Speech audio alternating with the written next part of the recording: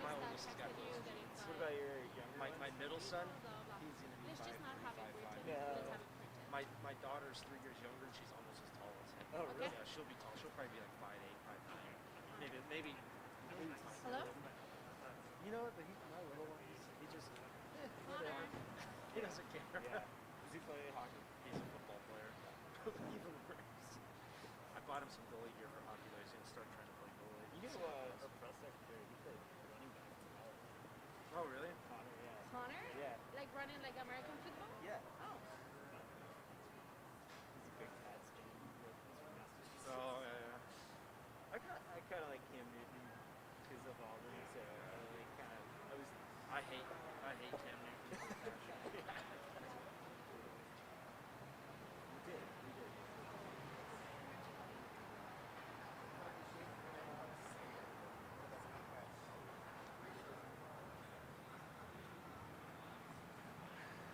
Yeah. I'll order some today. I'll pick it up. Yeah, I just didn't like Cam. They paid him. It was shady. That's why I don't like him. And then his dad took the fall from him. I'm like,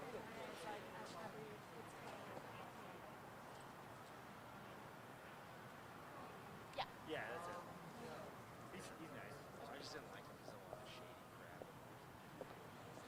Hey, that's us. You're taking the gun. No, it is. It is. But then I don't like him because his hair. I've never liked him. Yeah. He is so quick to showboat someone's face when he scores. Man, if you showboat his face, he has a temper tantrum and he swats the ball. And so like if he could take it like he fished it, I wouldn't hate him. Yeah. But like he cannot take it. When he's getting his butt kicked, he just throws himself around and cries and has a fit. And I'm like, dude, you do it to people when you score. I'm like, you need to accept it and do it back to you. And that's why I don't like him. It's like, to me, he's a terrible role model for kids. These kids that year he lost in the Super Bowl, he was a huge role model for kids, and it's the wrong one. It's like he showboats constantly, but then he has a temper tantrum. It's like, you can't do that. How are you? Like if you want to showboat, but then when you get your butt kicked, like, I understand being upset when you get your butt kicked, but don't have a temper tantrum. It wouldn't bother me as much. Dude, I said when he got drafted, I said he will never win a Super Bowl. Might. And I thought he's not gonna. He's done. And I thought that year the Broncos were playing him in the Super Bowl. I'm like, son of a bitch, he's gonna make me eat my words. And then Denver came in. I honestly didn't think Denver was gonna win that, and they stomped it. Yeah, they did. I was kind of upset, honestly. I don't even like the Patriots. I hate Cam. Bro, there's nothing better I than hate Cam. the fucking Iron Bowl in 2010, 2011. That was the fucking. It was a fun They game. came back. It was fucking it was a blew good game. Saban out. It was a They good were like game. 21. It was like 21-0 at halftime. Yeah, no, it was a good game. That was definitely the wildest season. I mean, like, they're all right sometimes. They're so overrated. Yeah. I was there for the pick six. Oh, no shit. Yeah, it was fucking insane. That's awesome. Yeah, Cam's not gonna win the Super Bowl. He's fragile because he took too many hits when he was young because he wanted to use his size, and he's just broken now. And you got Pat Mahomes in there. You got Lamar Jackson. Yeah. Yep. But I don't think Lamar's gonna win the Super Bowl, to be honest with you. I mean, he's not a good. Too much of a variable. Exactly. Well, you went to the Pro Bowl last year, and they had that accuracy competition in the Pro Bowl, and a receiver beat him in the accuracy competition. Like, the dude makes plays. Like, I like him a lot, but he's not gonna win. It's great playing Madden. Yeah. Like, but with Patrick Mahomes, he's a beast. You still got Breeze that's killing it. Yeah, Brady's still freaking killing it. Rodgers. Breeze was one of my fucking heroes growing up, dude. And then you got Josh Allen, who's up and coming. I mean, there's so many young, talented quarterbacks and teams that are building right now. Yeah. He doesn't have a shot in hell. Who do you think's gonna win it this year? I think the Chiefs. I mean, they have to be the favorites, right? Yeah. Honestly though, I think Green Bay is going to be in it for the NFC in the Super Bowl. It'll come down. Green Bay, Saints. They'll be there. Bills. No, it's Bills. Bills is NFC. Right? The AFC. I think there is. AFC. So I think it's going to be between Green Bay and New Orleans. And I see Green Bay in there. Green Bay is just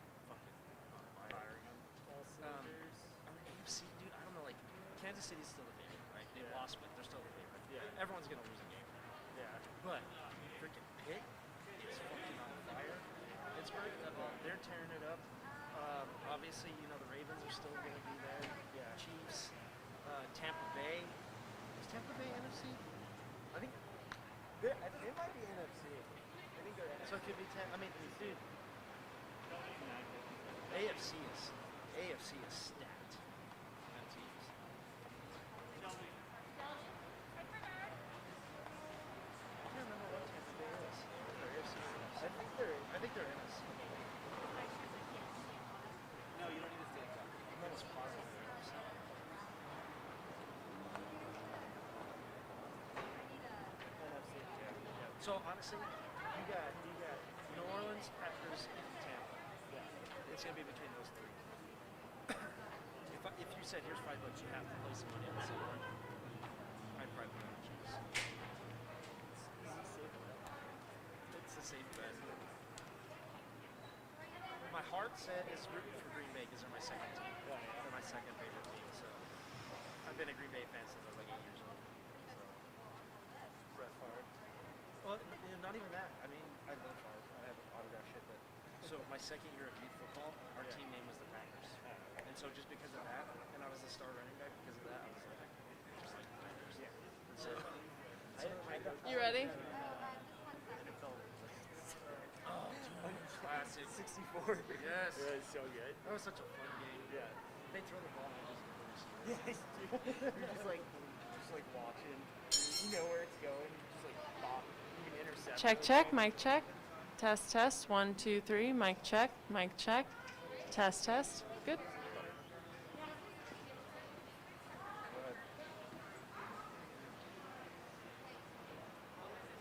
Copy 5 out.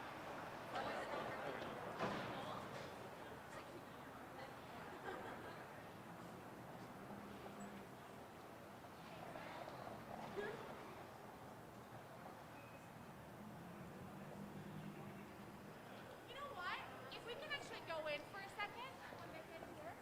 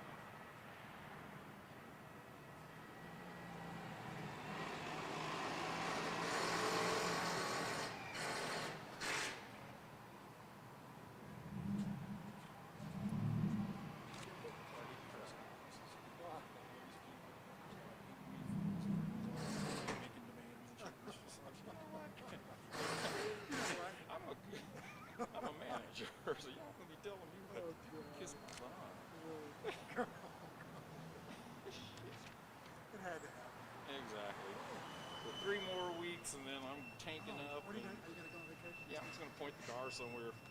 I'm not all freaked out about flying, but my mom always gets concerned when I talk about the possibility. They say it's getting a little bit better. Yeah. They say they tested it. I mean, the military did this. They tested Right. all this air in planes.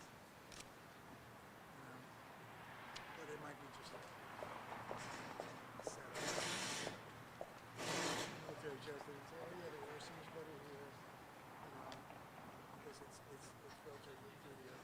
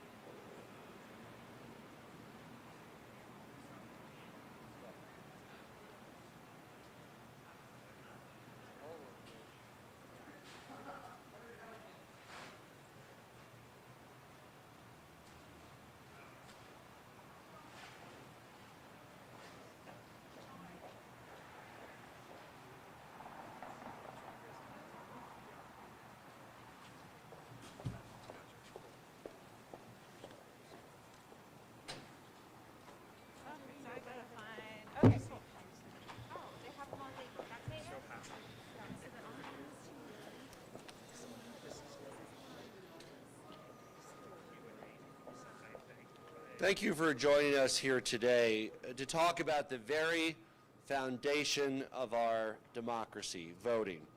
I'm proud to be joined by First Gentleman Marlon Reese, Lieutenant Governor Diane Primavera, Secretary of State Jenna Griswold, Denver City Clerk and Recorder Paul Lopez. We're right outside the Denver Clerk's office. Aurora Mayor Mike Coffin, and State Senator Julie Gonzalez, whose district we are now in. Voting is a sacred right in our Constitution for each and every American. As Thomas Paine eloquently put it, voting is the right upon which all other rights are dependent. And in order to make sure that this sacred right that so many Americans have fought and even died to defend is protected, we need to ensure that voters are safe, have access to ballot boxes, the results will be counted correctly, will be legitimate, and will be respected. You know, Alexis de Tocqueville wrote that long before the appointed election day arrives, the election becomes the greatest and one might say the only affair occupying men's minds. As the election draws near, intrigues grow more active, agitation is more lively and widespread, the citizens divide up into several camps, the whole nation gets into a feverish state. Sounds a lot like today. Well, what de Tocqueville wrote after an election is that everything calmed down quickly like a river that only momentarily overflowed its banks. Is it not astonishing that such a storm could ever have arisen? This is part of our democratic process. People are enthusiastic. They have the right to be enthusiastic about their candidates. They have the right to cast their vote, and we all respect the outcome. You know, holding elections is not enough. Look no further than even countries that, like North Korea and China, that nominally hold elections, but they're nothing but a sham, often with one candidate, with rampant fraud, with irregularities, with intimidation. So holding elections is certainly part of what we need to do to be a democratic republic, but we also need to make sure that those elections are free, fair, and secure. This concept was a radical one over 200 years ago when our nation was founded, and what makes the bold experiment of democracy in America so noteworthy, the movement of democracy sweeping the globe with so many nations now having free and fair elections. And here in Colorado, we take this solemn responsibility seriously. Over the past decade, Colorado has been and is a national model for how to hold safe, secure, reliable, and efficient elections. Every voter in Colorado gets a ballot in the mail. Voters can either mail it in, and we encourage people to mail it in by October 26th to make sure that it is counted, or drop it off all the way through Election Day at an official drop box, over 350 drop boxes across the state that are secure. And for those who prefer to vote in person, there's in-person voting at polling at the voting locations throughout the state up to 3 weeks prior to the election, even if you have not been registered. You can register and vote at the same time if you didn't get a ballot in the mail, if you lost your ballot in the mail. But for most folks, this election is like any other in Colorado. People are mailing in their ballots already. They're using drop boxes. There's an example of a drop box that we're standing beside right here outside the Denver Clerk's office. The counties even have a good protocol for exchanging ballots between counties. So if you live in one county and work in another, no matter which official drop box you use, your vote will be counted. And you know what? When you help people exercise their right to vote by making it convenient, it means that people have a voice, that more people vote. And that is a good thing, because our democratic republic functions better when people participate and have a stake in the outcome. It empowers people. So before I turn it over to the first gentleman, I want to assure Coloradans that we have one of the safest, most secure, most efficient election systems in the entire nation, and I'm proud to say, in the entire world. No matter how you vote, your vote matters, it will be counted, and it will make a difference. So make sure you vote today. And with that, I'll turn it over to First Gentleman Marlon Reese, who has really prioritized voting integrity as a key part of the soapbox that he has as First Gentleman. Marlon?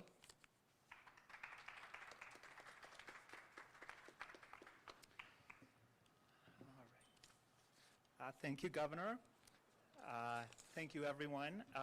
I'm excited to be with you all here today to discuss what I really consider to be the most important of subjects, voting. Voting is, as we've said, the cornerstone of our democracy. A government of the people, by the people, for the people, as Lincoln so beautifully articulated in his Gettysburg Address. When he spoke those words, President Lincoln was honoring the Union soldiers who fought and died to protect our democracy and keep our nation whole. Since that time, generations of Americans have made similar sacrifices to defend this most precious of rights, the right to vote, to speak out, and have our voices heard. The grand experiment, as it's been called, in representative self-government, that shining beacon of hope for those around the world who look to America to set the example. This year in particular, Coloradans across our great state and the political spectrum have proven once again that the right to vote is as vital to the American identity as the soil on which we stand. A record number of Coloradans turned out to vote this year in our state's primary, and for the general election, a record-setting number have signed up to serve as election judges to ensure our elections are safe and secure. That's a good thing, because our democracy is strengthened, the promise is realized when more people participate, when all of us have a hand in shaping our government. Voting is the single most powerful act any of us can make in the name of freedom and justice. It honors the past and those who've sacrificed to defend this right while protecting the future and generations of Americans who will inherit the country we leave behind. It is the singular path to creating real change in our communities, to take up the issues we care about and not merely think about them, not talk about them, but to act on them, to elect representatives who reflect the diversity that is our unique American strength. This election season, I encourage all voters to think about the issues that matter most to you, to your family, to the communities in which you live. Now is the time to think carefully about the country we want to be, the standing we want to have in the world, and the people and issues best suited to make those visions reality. Each vote is a brick laid in the foundation that holds our union together. It is up to each of us to make that foundation as strong and unwavering as possible. This year, as I cast my own ballot, I will be thinking of the people we have lost to the scourge of COVID-19, the injustices that still exist in our nation that we must finally make right, our ailing planet in the throes of a climate crisis of our own making, our oceans, forests, mountains, and skies, the animals whom we share our planet with, who do not get to vote, who depend on us completely in a world that is not always kind or fair. This year, the ballot is long, but remember that everything on it is important. Make sure to give yourself plenty of time to do your research and really get to know the candidates running to represent you. Don't be afraid to ask the tough questions. Then fill out and return your ballot by 7 p.m. on November 3rd. That's election day, by the way. If you're mailing in your ballot from home, it must be in your mailbox by October 26th. Otherwise, drop it off in one of the many official ballot drop boxes that our wonderful Secretary of State and county clerks and recorders have ensured are accessible to all Coloradans, like this one here. And don't forget, if you mail your ballot using USPS, this is easy to forget, include a stamp. If you use the official ballot drop box, no stamp is needed. The right to vote is precious, and we must never take it for granted. Thank you, friends. Be well, and it is now my honor to introduce our wonderful Secretary of State, Jenna Griswold.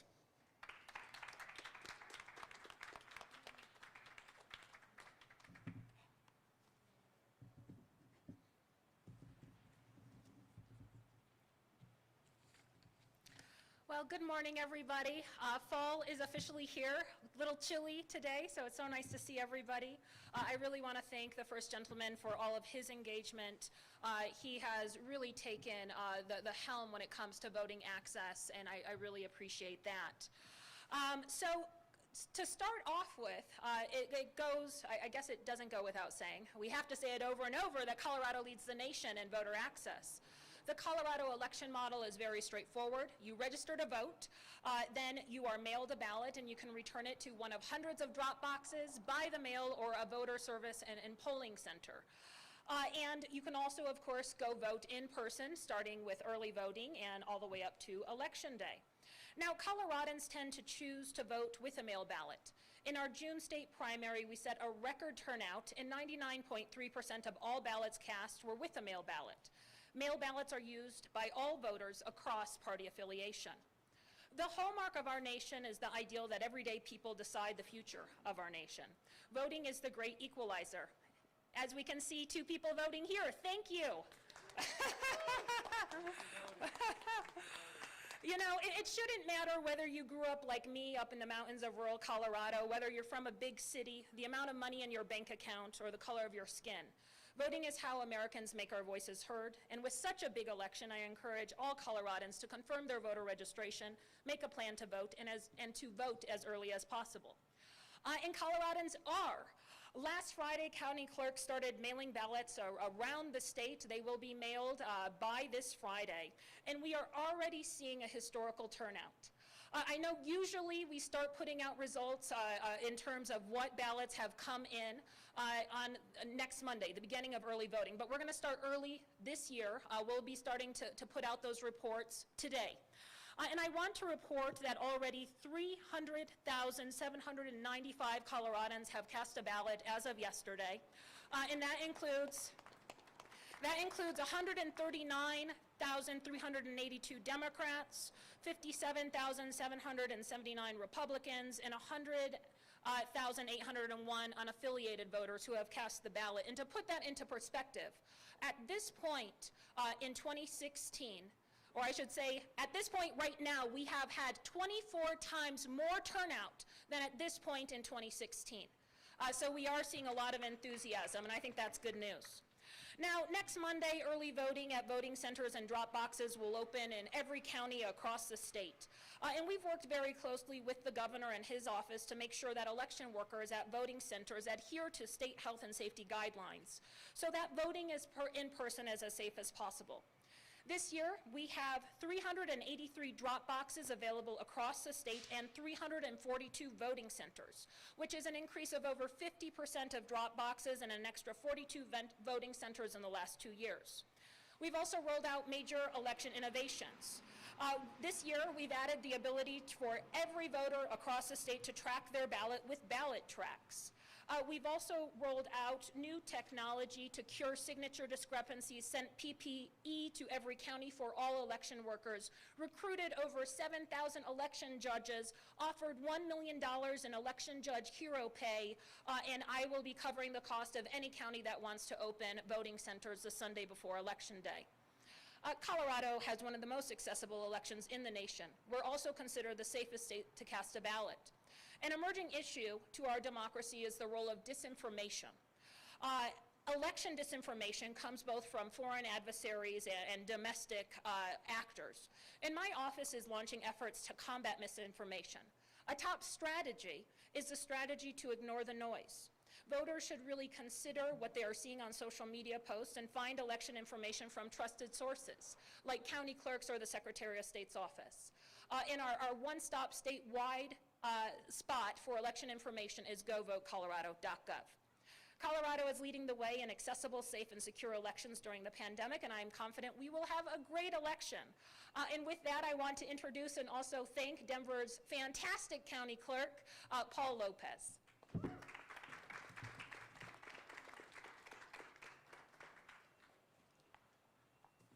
Thank you, Madam Secretary. Thank you, Governor, Mayor, our LG, Senator. Thank you so much for being here. It's voting season. And I really want to stress, well, let me just say this differently. I can't stress enough just how secure, how safe, and how transparent it is to vote in Colorado. 100% pandemic proof. Why can I say that? Because I know that people here can just drop off their ballots in any one of our drop boxes in this county and around the state. People can put a stamp on that ballot and pop it in the mail. And people can also go to a vote center and have a mask and expect all of our election judges and poll workers to have sanitized stations all the way down to the pen. So I want to say a little bit about the people who help these elections, who actually run these elections. Our election judges, our election staff. They work day and night to make sure that this democracy stands solid and continues on. They are working right now just down the street in our elections division, which, by the way, you're able to get online at denvervotes.org/voterinfo and be able to see our live stream inside those processing rooms. These are your friends, these are our family, these are our neighbors working, doing their civic duty for this city, for this county, for this state, and this country, which needs your participation. There are so many issues that require your attention, your participation. The last thing I want to say before I hand it over to our guests here in Denver is, if you have any questions, don't be afraid. Do not hesitate to contact your local county clerk's office. With that, I want to welcome our former congressman and our mayor to the east in Aurora, Mike Kaufman. Mike?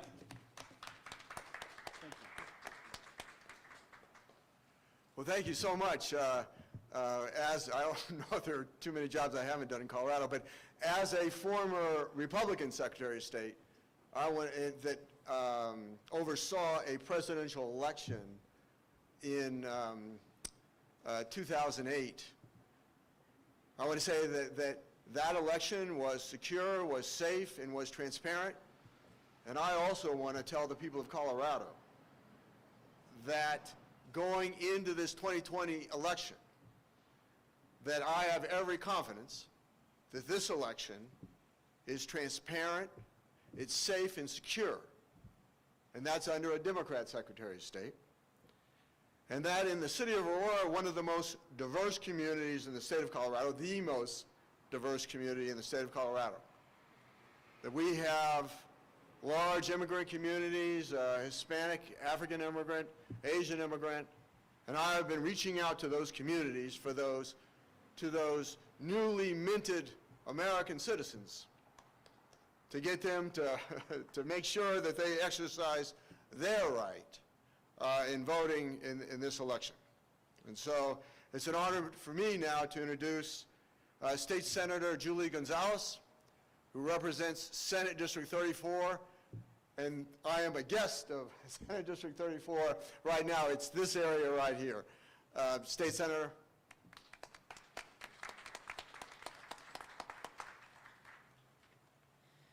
Gracias, Mayor Kaufman. Good morning, everybody. My name is State Senator Julie Gonzalez. I'm proud to represent North, West, and downtown Denver. And I just want to say that it's election season, and we are so excited to see as much energy, enthusiasm, and participation from communities of color, first-time voters, and long-time voters as well. This Saturday, I got my ballot in the mail, and I felt like a kid at Christmas. So the very next day, my husband and I sat down. I made a nice dinner. We had a nice dinner, and then afterwards, we sat down and we voted our ballot, and we talked about each and every one of the issues. I'll say, I love my husband. We don't agree 100% of the time, but we walked through that ballot as a family. On Monday, my suegra, my mother-in-law, she called me and she said, Julia, I just got my ballot. How are we going to do this? I don't know what to do about the judges. And so we walked through, and I went online and we walked through every single one of the judges, and she was able to cast her ballot. She took a ballot selfie, y'all. It's a big deal. Yesterday, my niece, who's going to vote for the first time in the presidential election, she got together with her cousins, and they walked through every single one of the ballot initiatives, right? These are young people coming together, young Latino first-time voters coming together to have the conversation. And today, we're gonna get together as a family and turn in our ballots, right? That's the enthusiasm, that's the excitement, and that's the energy that's coming into this election season. I couldn't be prouder of the safety, security, transparency, and integrity of our election system here in Colorado. And so now's the time, y'all. If you haven't gotten registered, this is the time to go to govotecolorado.org and register to vote. I've talked to friends who are like, ¿sabes qué? I guess I'll sign up this time. And so this is the time to get registered, get engaged, and make your voice be heard. Thanks to everybody here for all that you are doing to let people know how safe and easy it is. And we have until November 3rd, Tuesday, November the 3rd at 7 p.m. to make sure that your ballot is counted. Thanks, y'all. And as Senator Gonzalez said, if you are not yet registered, you can still register and get a ballot in the mail. Through what date, Secretary? The 26th. Through the 26th. And again, you can also vote in person. You can register and vote at the same time, early voting location once that starts on Election Day, to make it exercising your rights as a citizen convenient to you. With that, we're happy to open it for questions.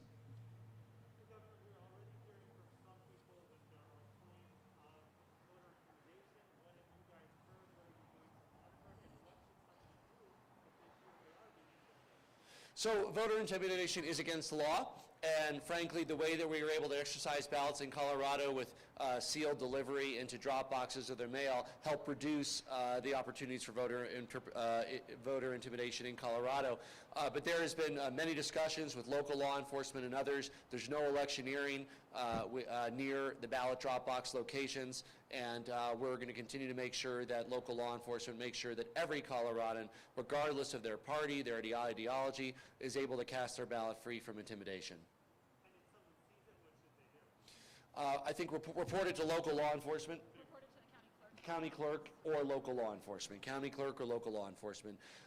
Again, people have free speech, and if they're more than, is it 500? How many? It's 100 for election. Yeah. So if you might see people 100 feet away from a site, it's usually marked on the ground. People absolutely can exercise their rights, hold signs 100, 200 feet away, but they are not allowed to do that within 100 feet of a voting site.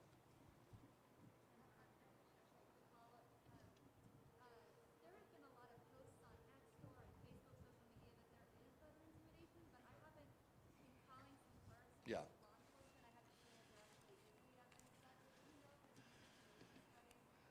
So I'll call upon our clerk and our secretary, but I want to say I think that some people, when they see people 100 feet away doing the normal work with their signs, they might misinterpret that as intimidation. So again, there's things that are consistent with the law and against the law. I'll turn it over to Secretary Griswold. Thank you. And so to answer your question, when there is a report or any suspected voter intimidation, that should be immediately reported to the county clerk or my office, and we investigate everything. There has been several things on social media that has been investigated and turned out that there was not evidence. One of the things that we have in Colorado is 24-hour surveillance of drop boxes. So we can actually pull the footage, and Clerk Lopez did exactly that and did not see any evidence. With that said, voter intimidation is always illegal. Even if it's within 100 feet, 1,000 feet, it doesn't matter how far you are away from the polling location, it is always illegal. And we will act very quickly to make sure that voters have their voices heard. So far, everything is going really well. Thank you, and I appreciate that question. Misinformation can happen in a lot of different ways. So if there's anything that you see on your social media that gives you a pause and gives you a pause about the transparency or the conduction of an election, please visit your county clerk's office. That information is trusted, it is vetted, and we make sure that from our office, you can always count on that being accurate. As far as some of those instances, you know, I had the ability to actually pull video that day and to watch our box, and I could assure you that the one thing that we saw was people steadily going by, taking selfies in front of the box. I could disclose who was taking selfies in front of the box, as I recognize them. But I'm not going to do that right now. No, it is, know that it is safe, that it's secure. At the same time, folks in Denver, we're asking you, if you see something, say something. Give us a call, 311, option 8, or call your local authorities. Voter intimidation or obstruction is illegal, and we will act quickly and swiftly to make sure that that doesn't happen, whether it be in the vicinity of one of our boxes, one of our vote centers, or even down the street over here. We haven't seen any confirmed cases of voter intimidation near our boxes. However, if you see it on the street, make sure you hit us up, 311, or dial that local authorities. We won't tolerate that. Jump in for a second. So in Larimer County, there was one report. There was some confusion over a municipal versus a state box. But right now, everything is going really well. And again, if there is voter intimidation, we will act quickly, but Coloradans should be totally confident in the ability to cast a ballot. Most Coloradans will cast their ballot using a mail ballot. Most people will come to one of these drop boxes and cast it. But in-person voting looks like it should be going very well, and we'll just make sure that any way that a Coloradan wants to vote is safe, accessible, and secure. And Saja Hindi asked a similar question. I'm hoping to address some rumors about voter intimidation at the ballot box. Election officials say there's no proof, but people are saying it on social media, wondering if this is hypersensitivity or disinformation and what can be done. Well, let me just say that voter intimidation is un-Republican, undemocratic, and inconsistent with our values as Coloradans and Americans, and we will not stand for it in Colorado. Next question.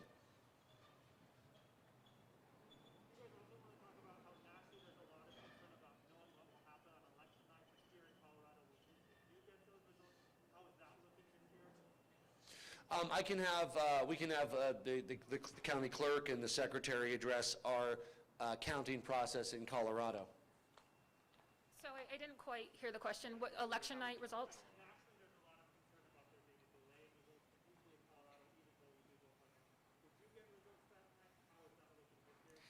Everything looks great. It looks just like normal. And the benefit is that if Coloradans vote early, we'll be able to process the ballots even more quickly. So one of the things over the last month since March is other states have really looked to us for leadership in expanding their election models. Of course, we expanded and urged folks to expand mail ballots, but we also urged folks to look at how we process ballots. And we start processing ballots here in Colorado 15 days before election. And that's what enabled us, even in our historic statewide turnout during the pandemic in our June primary, to report 89.5% of all results on election night. With that said, election night results are never official results. There are a lot of things that happen after the election, including military and overseas ballots coming in, which we know our former secretary, congressman, and mayor of Aurora served overseas, and that's very important to allow that access. We also allow signature discrepancies on the back of ballots to be cured for 8 days. Then we go into a whole host of things, including the risk-limiting audit. So election night results are never final results. We expect to be able to report a lot of those results on election day, but it probably will be less than the 89.5% we saw in the statewide primary because turnout is likely to be very much higher. And with that, Clerk Lopez, if you want to add anything about how that system works. Like the Secretary said, one of the great things about our model in this state is that we're able to start processing now. And voters can expect, voters in Denver, I don't want to speak for any other clerk, but they have very similar models. By the way, I'm in communication with all of our other clerks. We work together to make sure that operations are very similar. We share best practices, communication. For example, those drop boxes, you know, you can drop a Denver box in Arapahoe or Arapahoe in Denver and it'll get to us. when it comes to those results, we will start posting our preliminary results at 7:05. 7:05, you can actually start seeing, 7 o'clock, you can actually see those results, and we will update through the night every 90 minutes. And like the secretary said, those results are unofficial results. We don't finalize results until nearly 2 weeks later when we certify the election. And that's after we've conducted a risk limiting audit, which is something that we do statewide to make sure that our model continues to be accurate, which it has been. So, thank you. Thank you for the question. Go ahead. Yeah.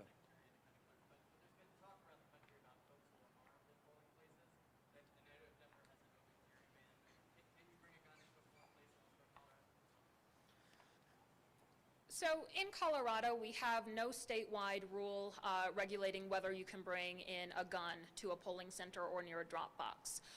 With that said, it really goes location to location, so I urge Coloradans to contact their county clerk. But with that said, again, any type of voter intimidation is illegal. So, you know, if there is intimidating behavior, whether it's open carry allowed or not, voter intimidation is always illegal.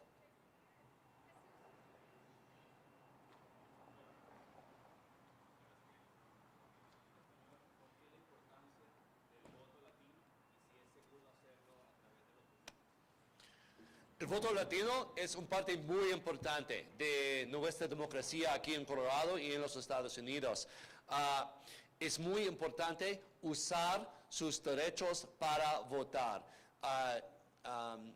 Con esperanza ya recibieron la balota en el correo y necesita regresarlo por correo antes del 26 de octubre o en un cajón especial como esto desde el día de elección, el 3 de noviembre.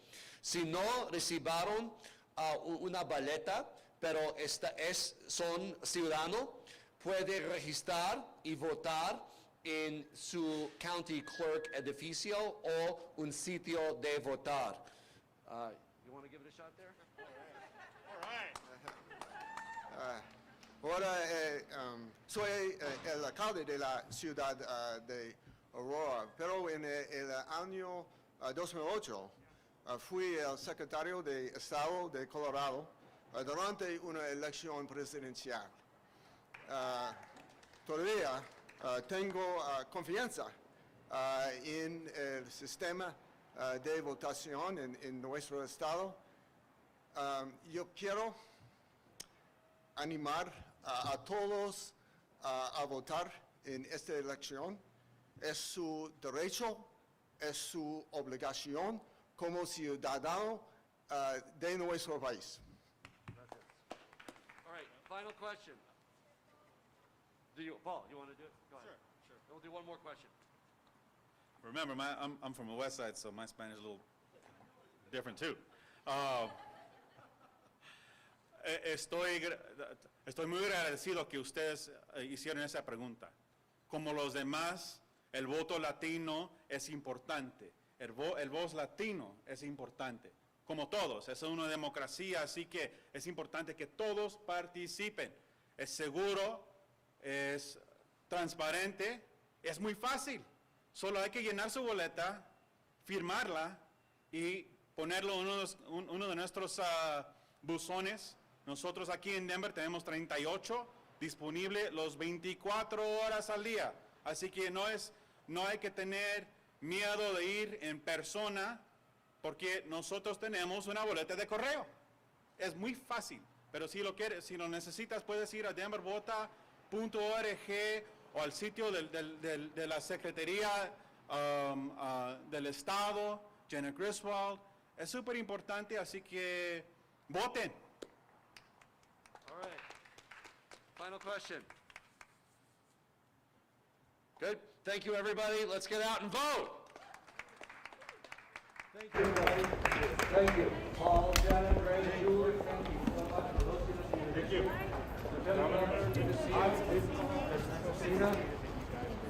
Good to see you. Christina. Gentlemen,